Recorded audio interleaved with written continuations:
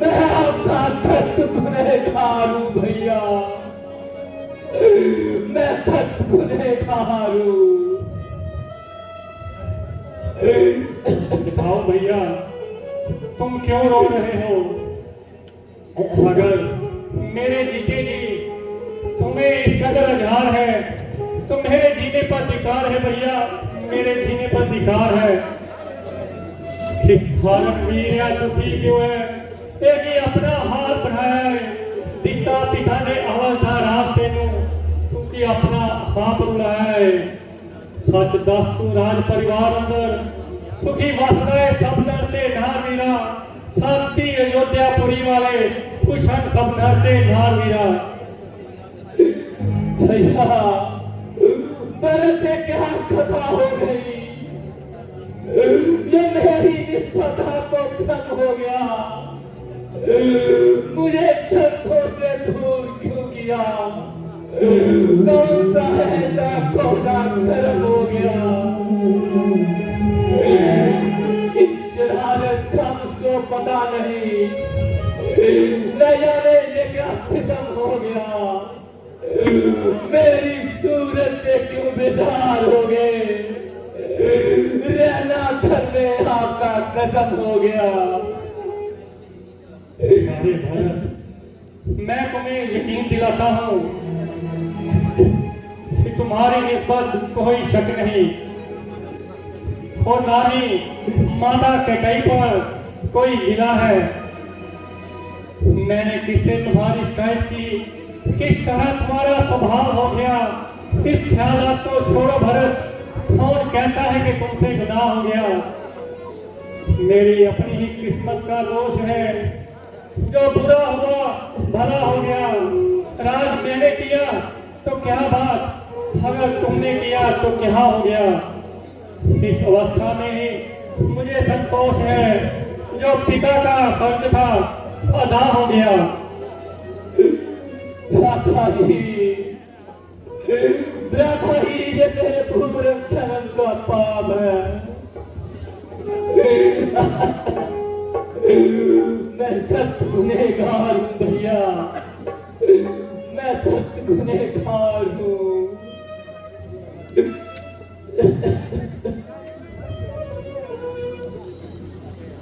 प्यारे भरत, मुझे सख्त अफसोस है कि तुमने माताओं को भी कष्ट किया।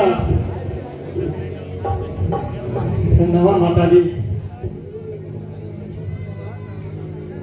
प्रणाम माता जी,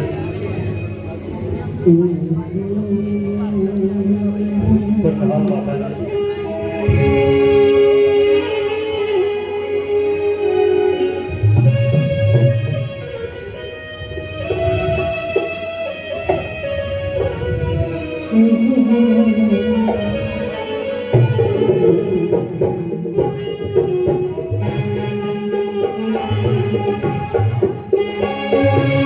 माता जी,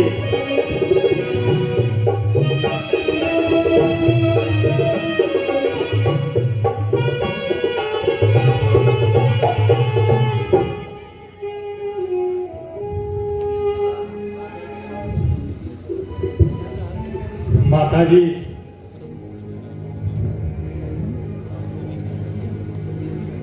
आपकी तबीयत पर इस तरह क्यों मलाल है? क्या तबीयत तो बहाल है? बेटा, मुझे अपने किए पे सख्त मलाल है, मेरे ही कारण खानदान का ये हाल है। मैं नहीं जानती थी तुमको, तुम ऐसे ही इतने हो, पासंग भी नहीं, गंभीर हृदय तुम जितने हो। मंत्रा की बुद्धि से मैं विचलित होकर आई थी, अपने ही हाथों से बेटे पर नजर चलाई थी। हे बहू बेटियों सुन लो, कभी नीचों की मंत्री पे मत आना, आज ही मैं बताती हूँ, कभी उनसे मुंह मत लगाना।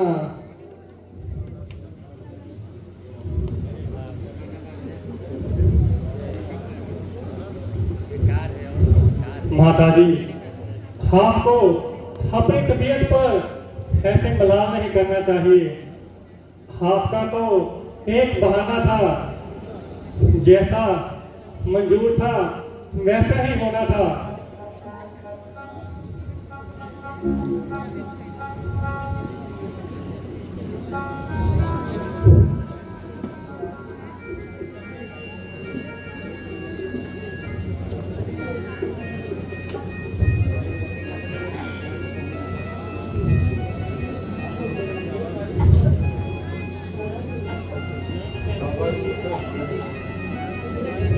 तुम जैसे तुमको पाकर धन्य होगी। हमारा चांद सा मुखड़ा देखकर मेरा हृदय लाल हो गया। शांत समय में तुम्हारे पिताजी सब सुधार थे।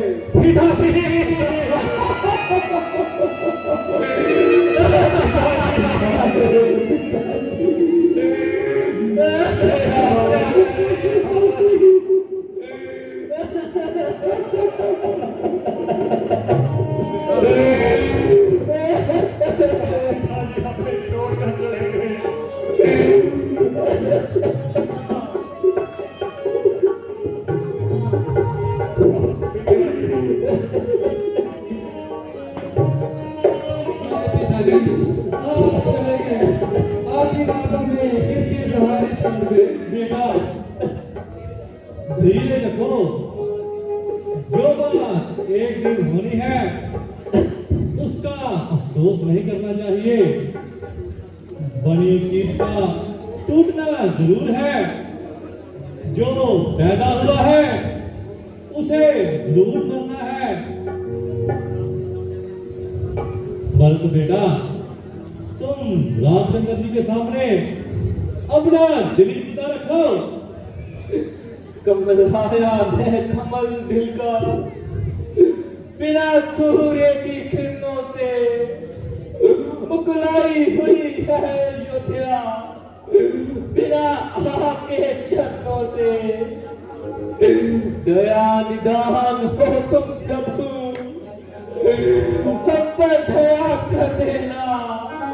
ना खाली हाथ छाएंगे हम, चंदा खाली दे देना। सजा तेरे गुनाहों की बहुत मिल चुकी मुझको। किया हर तरफ से बर्बाद, मिट्टी में मिलाया मुझको। चलो वापिस अयोध्या चलो, चरणों में दो मुझको। करो मुझ पर दया प्रभु, किस लिए दिल से बुलाया मुझको। अरे भरत, तुम्हारा प्यार जो मेरे साथ है वह मैं अच्छी तरह से जानता हूँ, मगर क्या करूं, धर्म की पाबंदियों पर मजबूर हूँ और 14 वर्षों के लिए तुम्हारी नजरों से दूर हूँ। बड़े भाई के होते हुए कबराज कर सकता है छोटा, नहीं धर्म शास्त्र किया गया, ये धर्म बिल्कुल है खोटा। भरत, तुम्हारा खानदान बिल्कुल बेकार रहा और दुनिया में रोशनी चिराग रहा। महाराजा दिलीप, महाराजा दिलीप जी, ये सभी रघुकुल के सितारे हैं। महाराजा हरिश्चंद्र ने अपनी प्रतिज्ञा निभाने के लिए क्या क्या कष्ट नहीं उठाए हैं।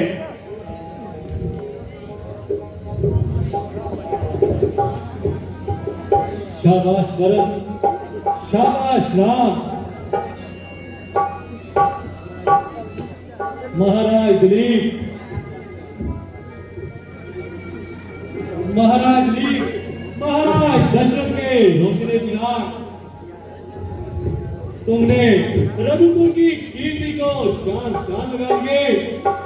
मुझे रघुकुल का कुल होने पर नाज है। गुरु जी, जी, आप ही इस धर्म संकट से हमें बाहर निकालिए। सुनो ना, सुनो भरत, बस एक है कुर्बान। भरत चले अवध को, रखे वन संबंध। राम 14 वर्ष रहे वन में, और भरत रहे अयोध्या में, राम के प्यारे प्रतिनिधि बन। बहन रहे राज्य की रक्षा में, रखवाले बनकर सुना भरत, रखवाल संभाल करोगे तुम। रघुराई जो वन से आ जाए, तो राज्य ने दोगे तुम।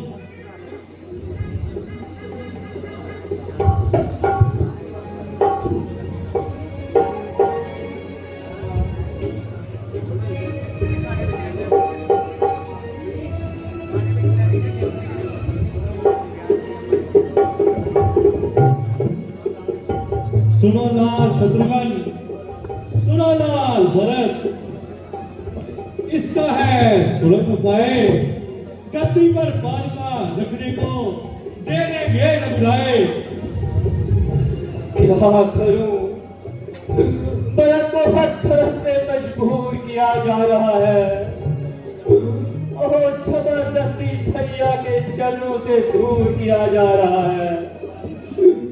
बहुत अच्छा, गुरुजी कहे अनुसार मैं इनकी चंपा देने जाऊंगा, और इन्हें तख्ते झोपड़ा पर सजाऊंगा। मगर इस बात का ध्यान रहे कि 14 वर्ष से यदि एक भी दिन ज्यादा लगाओगे, तो भक्त को जिंदा नहीं देख पाओगे, भक्त को जिंदा नहीं देख। प्यारे भरत, मैं तुम्हारा कहना स्वीकार करता हूँ, और 14 साल पूरे होते ही तुम्हारे पास आ जाऊंगा, और इससे एक दिन भी अधिक नहीं लगाऊंगा।